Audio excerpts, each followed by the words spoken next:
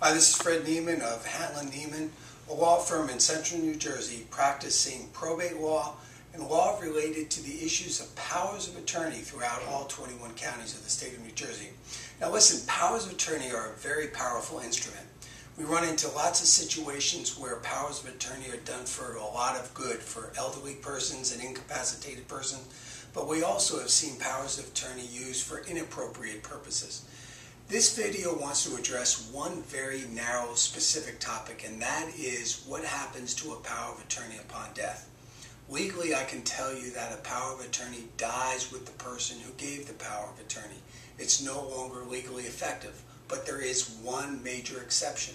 If a power of attorney is given and the person then passes, if the person who holds the power of attorney is unaware that the person has died, then that power of attorney remains effective even after the death of the person who gave it. In other words, actual notice has to be given to the holder of the power of attorney that the person has passed.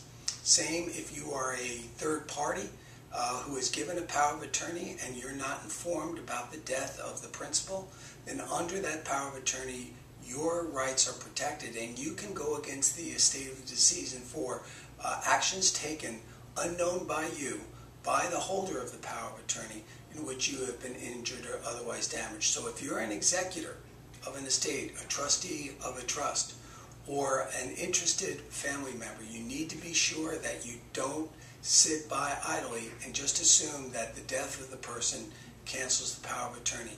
You have to try to figure out where it was used, who has it, get notice of death to that person, and if powers of attorney have been filed of record, give notice of the death of the person to avoid further liability that was never anticipated upon the person's passing.